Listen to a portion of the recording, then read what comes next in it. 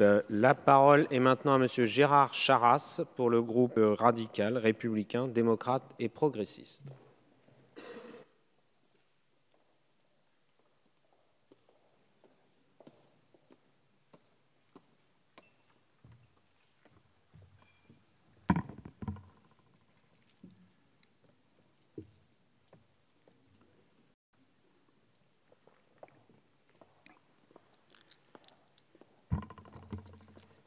Monsieur le Président, Monsieur le Ministre, mes chers collègues, issue d'une branche dissidente d'Al-Qaïda, l'organisation terroriste Daesh, autoproclamée depuis 2014 État islamique en Irak et au Levant, est devenue peu à peu la plus puissante et la plus dangereuse dans la région et le monde. D'abord par l'immense territoire qu'elle a sous son contrôle, puisque l'EI étend son influence sur une grande partie des territoires irakiens et syriens et contrôle de nombreux points de communication et axes stratégiques que sont les villes, les fleuves et postes frontières, avec pour ambition d'établir à terme un califat allant du Levant à l'Irak. Cette organisation est un danger car elle dispose de moyens financiers considérables. En effet, sans une fortune estimée à plusieurs milliards de dollars, alimentée notamment par des avoirs récupérés dans les banques sur son territoire, par l'exploitation des puits de pétrole et par le racket récolté dans les zones sous son contrôle, l'EI ne pourrait mener ses exactions barbares. De même, elle ne pourrait pas non plus y parvenir sans une force combattante de plusieurs dizaines de milliers d'individus venus d'Irak, de Syrie pour la plupart, et même d'Occident. Et tous obéissent à une idéologie macabre, puisque sous couvert de principes islamiques, cette organisation prône une doctrine mafieuse et criminelle pour asservir les populations sous son contrôle. Elle y parvient en ayant recours à toute forme de violence, à l'esclavage, aux enlèvements et à la traite, ainsi qu'à des exécutions barbares, fusillades, décapitations et crucifiements. À plusieurs reprises, des preuves suffisantes ont été présentées par les Nations unies, par des organisations de défense des droits de l'homme et de causes diverses, ainsi que des médias, pour pouvoir arriver à la conclusion que Daesh commet des crimes de guerre, des crimes contre l'humanité et des actes constitutifs d'un génocide, certes, contre les chrétiens, les yézidis, les turkmènes, les chiites, les sunnites, dits modérés, pour ne citer qu'eux, mais aussi contre le reste de la population civile. En ce sens, le groupe RRDP émet de fortes réserves à l'égard de cette proposition de résolution car elle est restrictive. En effet, elle n'entend reconnaître principalement comme victimes génocidaires que les minorités religieuses.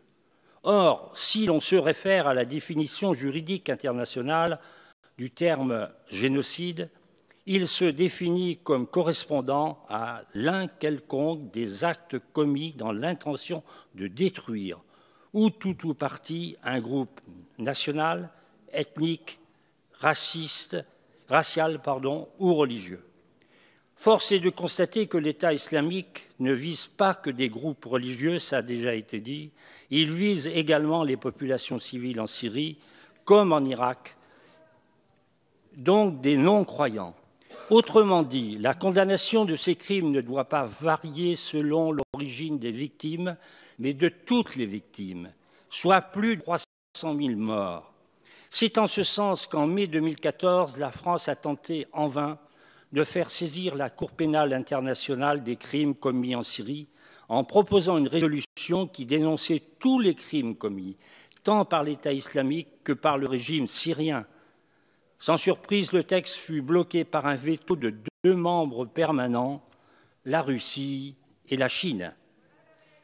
Ainsi, nous poussons à ce que, contre ces crimes de guerre, contre ces crimes contre l'humanité et ces actes constitutifs d'un génocide, l'Union européenne et ses États membres, notamment la France et le Royaume-Uni, en leur qualité de membres permanents du Conseil de sécurité des Nations unies, demandent de nouveau une résolution de son Conseil de saisir la Cour pénale internationale de la situation dans les territoires contrôlés par l'EI afin qu'elle enquête et surtout engage les poursuites pénales qui s'imposent.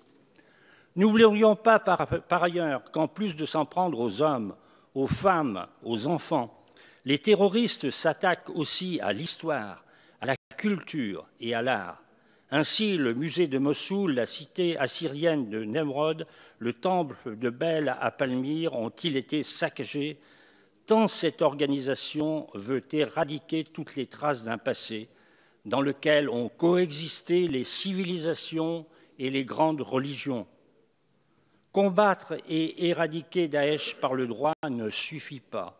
Il faut aussi continuer à le faire par la force, militairement.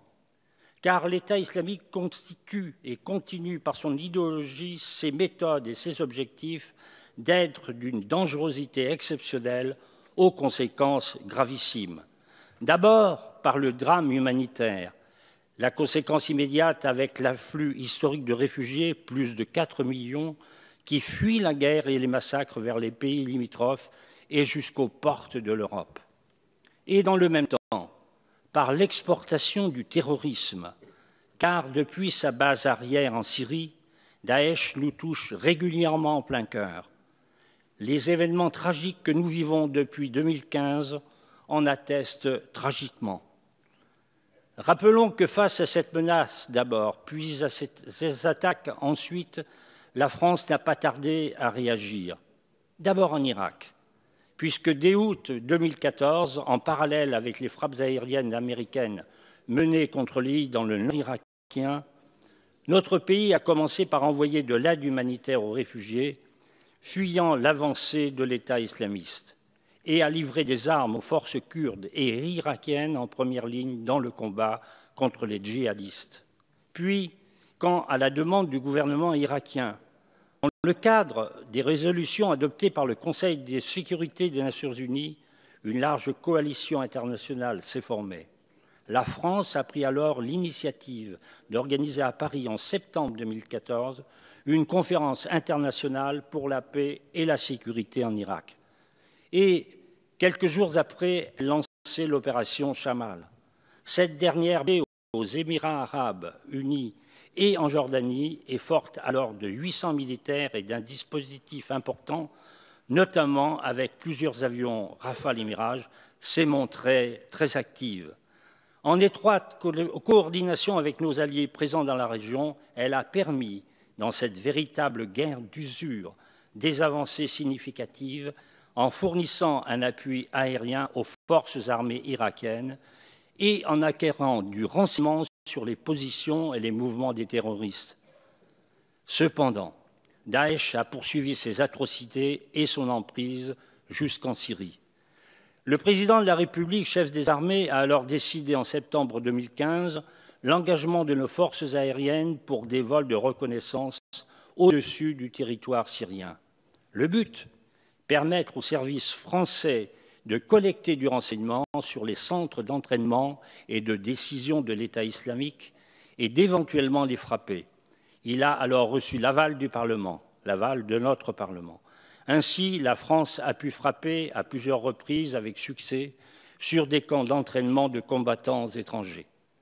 À la suite des attentats meurtriers sur notre territoire, rappelons-le, cet effort s'est amplifié.